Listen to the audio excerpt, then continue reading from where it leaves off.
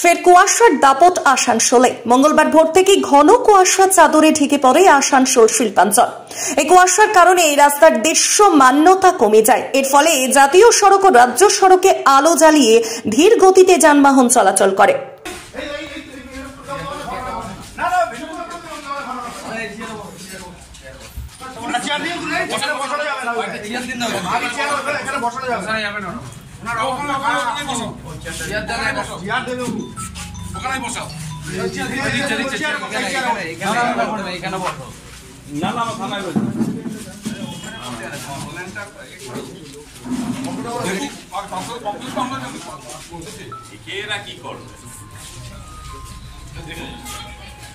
Phone আসলে কিচ্ছু করবে না, আইসি ও জানা আছে আমাদের সব।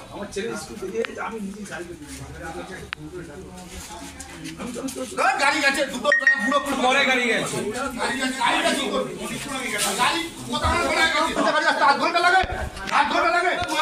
ব্যবসায়ী গুলি খাই যাবে, টুপি বাজি দিয়ে লাভ নেই দাদা। আমি একটা কথা বলে দিই, আমরা ছোটবেলা থেকে এখানে জন্ম, আমাদের এখানে পুরুষ আমাদের এখানে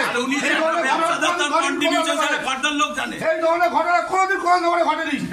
সামাজিক কাজের সাথে আপনার পুলিশের ভূমিকা কি? আপনার পুলিশের ভূমিকা কি? শুধু খাল করে একটা জিপ রেখে শুধু বাইকের থেকে টাকা তোলা, আর হাইওয়েতে জিপ রেখে বাইকের থেকে টাকা তোলা, এটা পুলিশের ভূমিকা?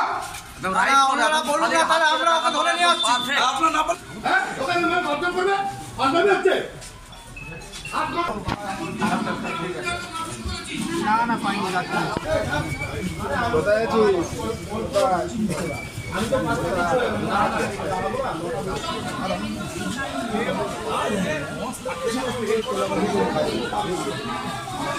পুলিশের কোথায় হচ্ছে, পুলিশের কোথায় হচ্ছে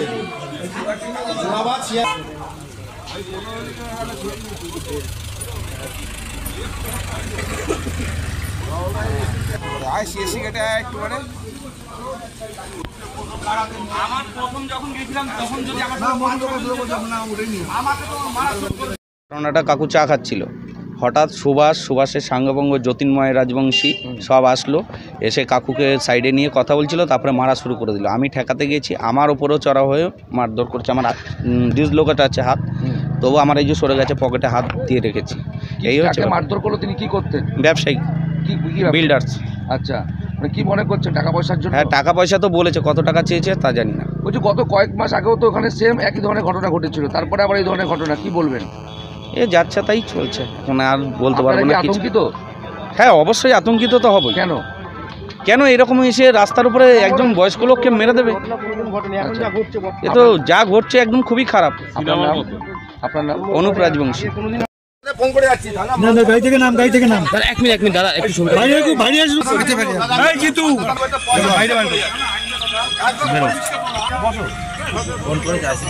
হ্যাঁ জ্ঞান আছে, বলছি তো বাইরে বের করুন। না না একটু উনি অসুস্থ, বাইকটা করে দাঁড়িয়ে দিতে পারবেন। আচ্ছা করে নি, তারপরে সমস্যা হবে না। ভুলে বলতে টাকা দিকে ঘুরে থাকো, কথা বলতে পারছে না, যারা উইকনেস তাদের কাছ থেকে কথা বলছে। না না বাইট না দাঁড়ান, ছবিটা করে নি।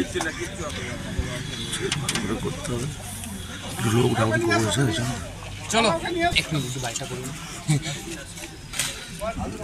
উনি অসুস্থ তো, মানে হাঁটতে পারছেন, ওকে হেঁটে নিয়ে যাবেন। দাঁড়াও না, আমি আছি এখানে, নিয়ে যেতে বলছি। যারা দেখেছে তারা দেখুক, আমি তো এই অবস্থায়। কি হয়েছিল যদি বলে? কিছু হয়নি আমার সাথে, আমি তো চায়ের দোকানে চা খেতে গেছি, গাড়িটা দাঁড়িয়ে করেছি, হঠাৎ 4-5 জন ছেলে এসে আমাকে অ্যাটাক করলো, এই তো আর কি। বলছি যে আপনি কি করেন? আমি ইট বালির ব্যবসা করি। আচ্ছা, বলছি কারা এসেছিল, চিনতে পেরেছেন কারা এসেছিল? সবাই বলছিল সুভাষ। সুভাষ কে? আমি সুভাষকে চিনি না, কিন্তু সবাই বলছিল, আরো তো লোকজন ছিল, তারা বলছিল সুভাষ। কজন এসেছিল? 5-6 জন এসেছিল। আপনাকে কিভাবে মারে, কি দিয়ে মারে? আগ্নেয়াস্ত্র ছিল হাতে? কি দিয়ে মারে আপনাকে বলুন? ভুসি ঘাসা, হাবি জাবি ভুসি ঘাসা। কি আপনাকে কোনো হুমকি দিয়েছিল? না, কোনোদিনও দেয়নি। আচ্ছা, মূলত কি টাকা পয়সা চাচ্ছিল কি কোনো? হ্যাঁ। কি চাচ্ছিল? বললো টাকা পয়সা দিতে হবে। তারপর আমি বললাম আমি টাকা পয়সার কথা কি বলবো, এখন এই মুহূর্তে আমার ভাগ্নে হসপিটালে ভর্তি আছে, মানে আমি আপনি ওকে টাকা দিয়ে দিতে চাননি বলে মারধর? না না সেটা বলবো না, ও বলছে আর কি, যা মুখে আসছে তাই বলছে। আপনার নাম? আমার নাম হাসান মন্ডল।